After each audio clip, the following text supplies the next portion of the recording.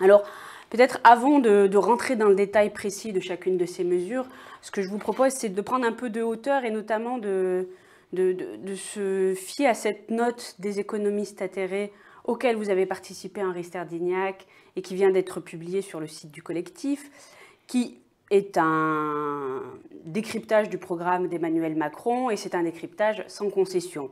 Vous écrivez notamment « La marche d'Emmanuel Macron est ainsi une marche arrière dans le monde glacé des atomes désocialisés, avides de réussite individuelle.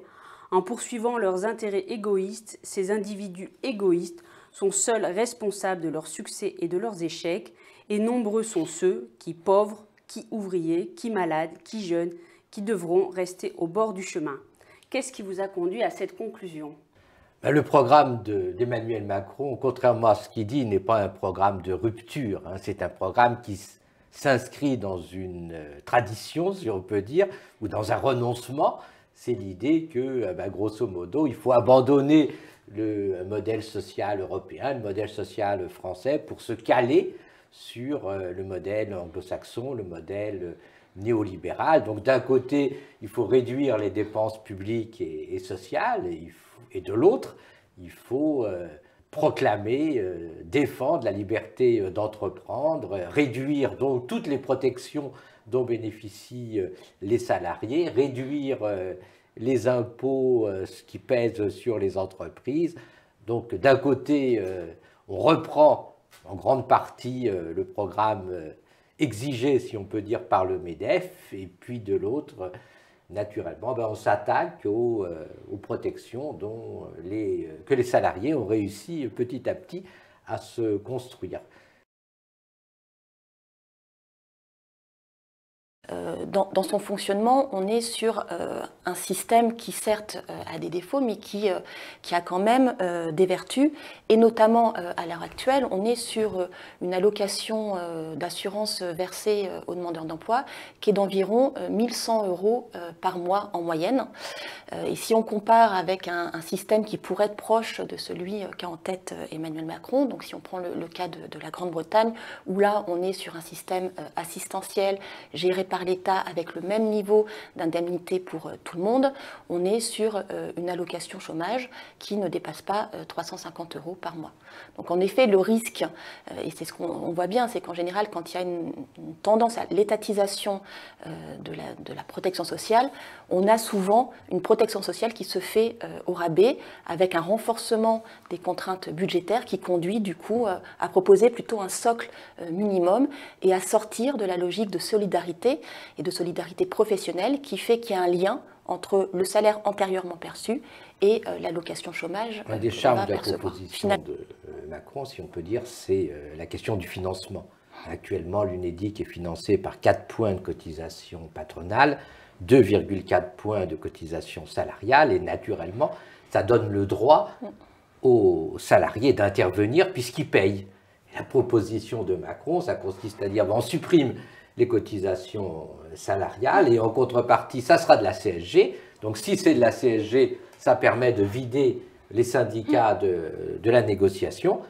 La CSG, comme vous savez, c'est payé théoriquement par les travailleurs, les retraités et les revenus du capital. Mais en même temps, Macron dit les revenus du capital, ils payeront dorénavant 30 points de prélèvement obligatoire, c'est-à-dire qu'ils ne payeront plus ce qu'ils payent actuellement avec les 15,5 points qu'ils payent pour le financement de la protection sociale. Et du coup, les revenus du capital ne contribueront pas réellement à l'UNEDIC. Et donc, ce qui va contribuer, en fait, c'est les travailleurs et les retraités.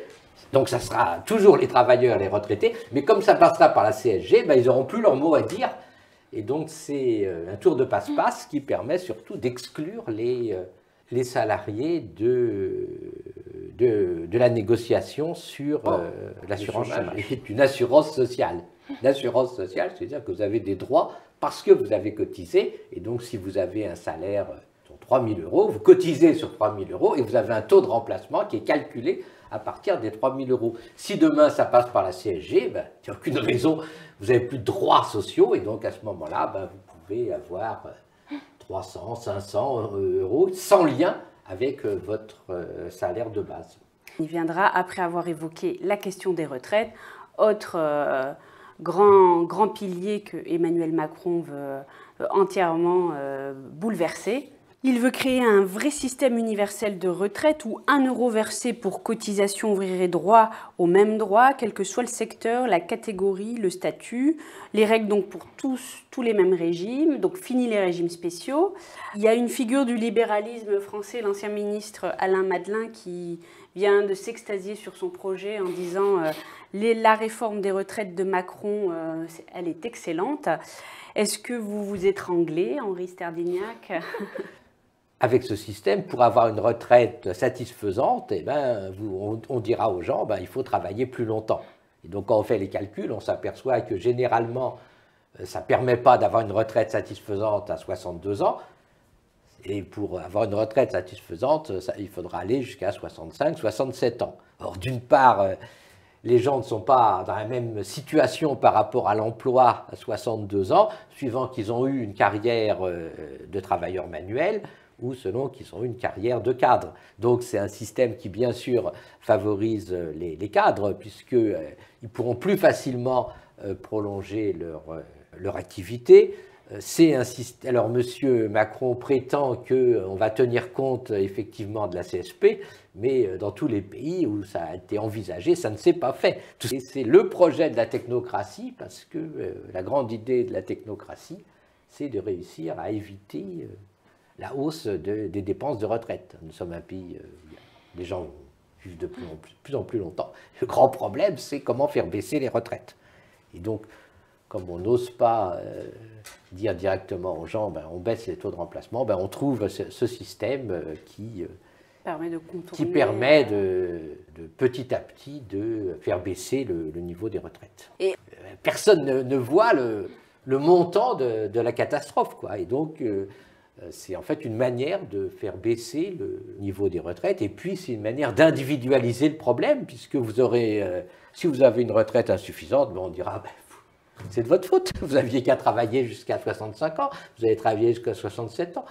Alors quand Macron dit je maintiens la retraite à 62 ans, c'est une escroquerie, parce que la retraite à 62 ans sera extrêmement faible, et si vous voulez une retraite satisfaisante, il faudra aller jusqu'à 67 ans, et on sait que c'est difficile, pour ne pas dire impossible, à la fois pour des situations de cause du marché du travail, le fait que beaucoup d'entreprises ne veulent pas maintenir les gens au-delà d'un certain âge, et puis que dans certaines professions, c'est totalement impossible. Et l'alternative progressiste, c'est de dire d'abord, il ne faut pas reculer l'âge de la retraite, et puis ensuite, il faut que les entreprises y soient responsabilisées, que les entreprises y sachent qu'effectivement, il faut qu'ils conservent les salariés jusqu'à l'âge de la retraite. Et là, le projet libéral, c'est quand même que les gens se débrouillent, quoi.